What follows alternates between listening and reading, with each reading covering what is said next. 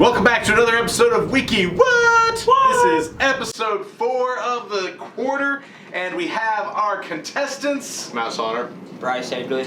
Emily Short. All right, and basically the way this works is I will give you 3 facts that we got from Wikipedia. 2 of them actually are real facts we got from Wikipedia. The third one, not necessarily the third one, but one of the 3 we totally made up. And you basically have to identify first, second, or third which one is the one we made up. So your first set of facts, or maybe facts.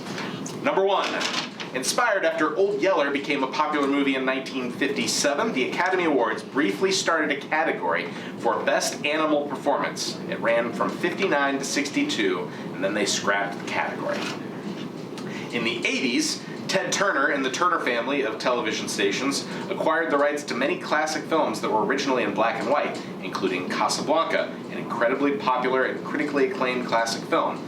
Turner had these colorized, and it was a hugely controversial act because people thought it was disrespectful to the original products.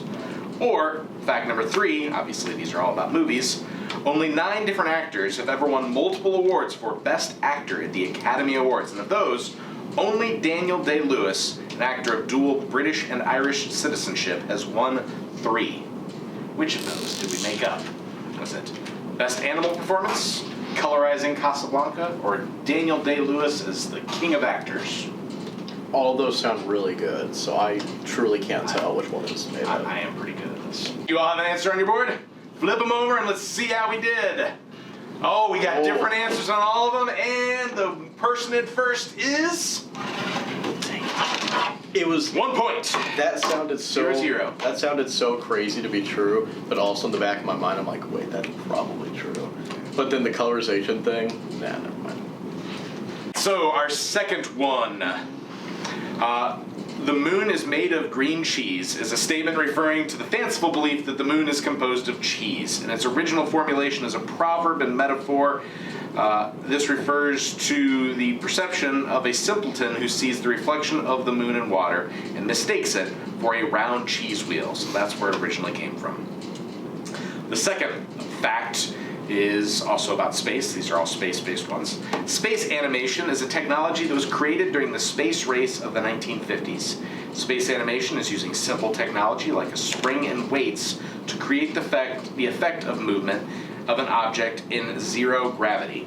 This was used most recently by NASA to create the waving effect of the American flag on the moon. So space animation. Or a third possible fact, there have been several proposals to advertise in space, including the launch of billboards that could be visible from Earth.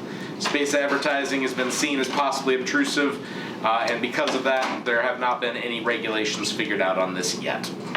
Which of those did we just make up? Was it the story about the origin of the green cheese story, space animation, or space advertising? Let's see your answers. We went 3-3-2, and the correct one is actually 2. So we have a tie, 1-0-1. I learned about the cheese thing and the advertising, and I didn't learn about the second one, so... Well, there you go. That's my guess. You take weird classes if you learn about cheese. No, just the internet. I'm on the internet too much. All right, round 3. Brick Hill Primary School in Bedford, England was built in the early 1600s. The only upgrades to the institution have included broadband internet and structural upgrades. In 2019, the school's plumbing system malfunctioned, causing the waste tanks to overflow and leak into the catacombs. Due to this issue and the fumes that were being caused in the building, the school was shut down permanently. Permanently? So in the 1600s, they shut it down permanently. For some... A fatberg is a rock-like mass of waste matter in a sewer system formed by the combination of flushed non-biodegradable solids such as wet wipes and fat, oil, and grease deposits. Nice. Or our third one, the iLoo, was a canceled Microsoft project to develop a Wi-Fi, internet-enabled portable toilet. The iLoo, which was to debut at British summer festivals, was described as being a portable toilet with wireless broadband internet, an adjustable plasma screen, a membrane wireless keyboard, a 6-channel speaker system, and toilet paper embossed with popular website addresses. Which of those did we make up?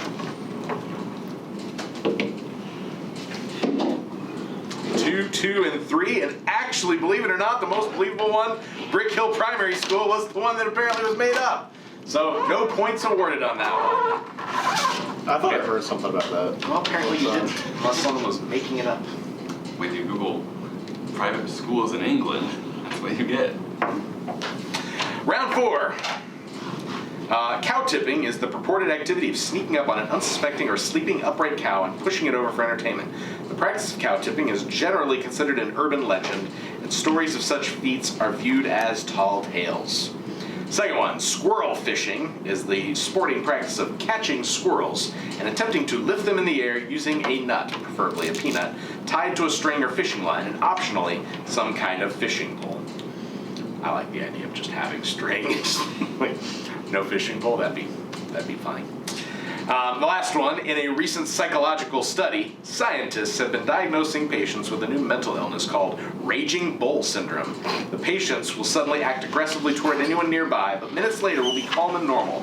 The patient does not seem to remember or realize what has taken place, and may act immediately friendly to the persons whom they attacked. Which of those did we make up? Cow tipping, squirrel fishing, or raging bull syndrome? With that change, everyone went to 3, and since you didn't notice anyone else's, that's going to be fine, and that is the one that is made up. So 2, 1, 2. The cow tipping I've heard about, and Yeah. Anyway, let's get to the last one. Round 5.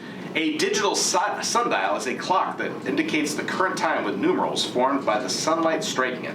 Like a classical sundial, the device contains no moving parts. It uses no electricity nor other manufactured sources of energy. Second option, Clocky is a brand of alarm clock outfitted with wheels, allowing it to hide itself in order to force the owner awake in an attempt to find it. I need that. That sounds like a terrible clock. But I guess it may be effective. Or maybe made up. Who knows? Option number 3. According to a recent study, many people's perspective of time is mismatched. An online survey that asked people if famous people who have passed have seen certain movies or TV shows. For instance, one of the questions asked, was it possible for Mother Teresa to view the award-winning film The Breakfast Club? The results, when the results were calculated, 26% of people who completed the survey believed that she was able to see the movie. Which of those did we make up? Are people being bad about time, or was it digital sundials, or is it Clocky? We got 3, 2, 3. And the 2 of you that have 3 are correct. That keeps you at a tie. You got one? Yes. Otherwise, I can try to figure something out. Okay, what do you got? What year did Mother Teresa die? Oh, there we go. Closest is who wins. It's not Price is Right rules, so it's just closest. Is it canonized or died? Died. I should know this myself. So. Google this. I mean, I could Google it. Real quick. He doesn't have his keyboard on it, so it's a lot. Yeah, but more difficult. Let's flip them over. They're way off, I bet you. When is it? 97. I was going to say. 97. Dang it. I thought she was. Our winner, Emily. Do you have any words of wisdom for us? Nope. God. Unacceptable. Well, congratulations on your win. You get a trophy. Thanks for joining us on this episode of Wiki. What? Please join us next semester.